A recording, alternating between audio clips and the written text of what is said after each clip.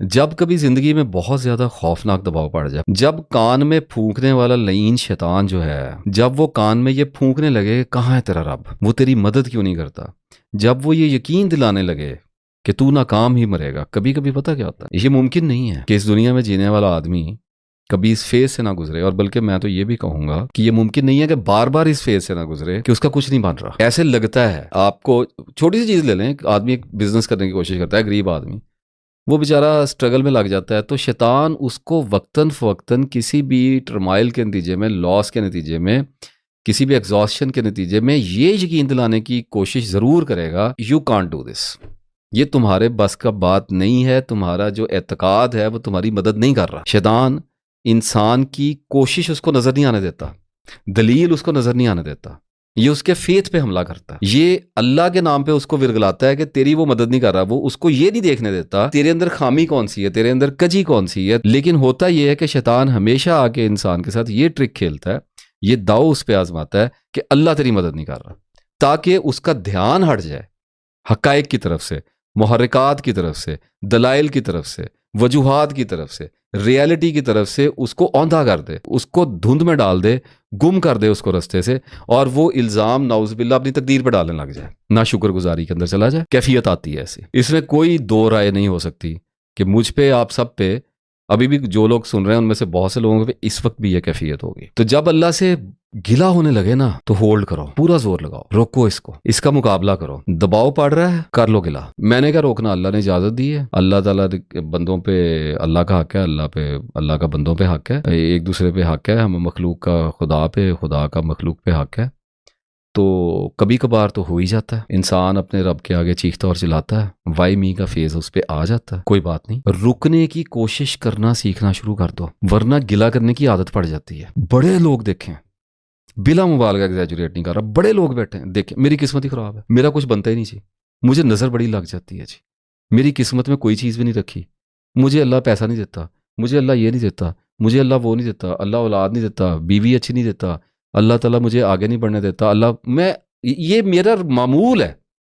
اچھے بھلے سمجھدار لوگوں کے منہ سے میں یہ بات سنتا ہوں، اللہ نماز نہیں پڑھنے دیتا، توفیق ہی نہیں ہوتی، اللہ مجھ سے ناراض ہو گیا، بیٹھے رہو پھر نہ پڑھو۔ محبت کا امتحان لیا جا رہا ہوتا ہے، کبھی کبھی کلیم کیے ہوتے ہیں نا انسان نے، رات کو بیٹھ کے دعائیں مانگی ہوتی ہیں، جذباتی ہو کے نا، ہم سب نے کوئی نہ کوئی ڈرامے بازی کی ہوتی ہے، اللہ تعالیٰ قبول کرتا ہے، اس ایکٹنگ کو بھی اللہ تعالیٰ قبول کر لیتا ہے۔ آدمی بحرانوں کا شکار ہو کے اللہ تعالیٰ سے دعائیں کرتے ہیں نا، یا اللہ نیک کر دے، یا اللہ جہنم سے بچا لے، یا اللہ بخش دینا، اس طرح کام کرتے ہیں نا، یا اللہ تجھ سے محبت ہے،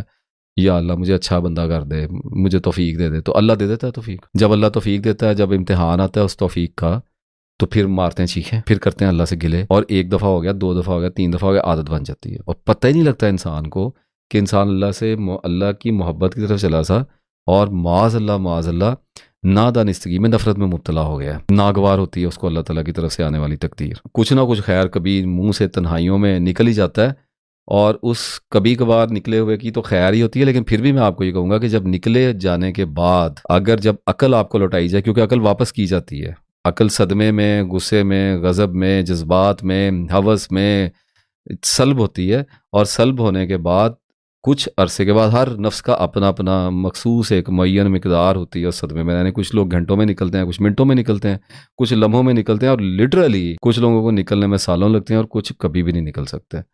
اس لیے تو دعائیں کرتے ہیں، اس لیے تو عاجزی کرتے ہیں اللہ کے آگے کہ نکال دے۔ تو جب عقل واپس آئے، اور کچھ اگر خوش نصیب ہیں، اللہ نے توفیق بخشی ہے، جلدی عقل لوٹا دی جاتی ہے، ایک دن دو دن کے بعد عقل دے دی، گھنٹے دو گھنٹے کے بعد آ گئی، پشیمانی آ گئی، تو توبہ کر۔ اس کو ایزی نہ لیں کبھی۔ اللہ سے دوستی کا احساس ہونے کا مطلب یہ نہیں ہے کہ بارگاہ خداوندی کے تقدس کا خیال نہ رہے۔ فرینکنس ایک بڑی ایکسپینسو لگژری ہے، اس کو بڑی احتیاط سے، بڑے سلیقے سے، کبھی کبھار، once in a blue moon, somewhere, sometime، اگر یہ کبھی سرزد ہو جائے، آسمانوں پہ مقبول ہوتی ہے، سنی جاتی ہے، امپورٹنٹ ہوتی ہے،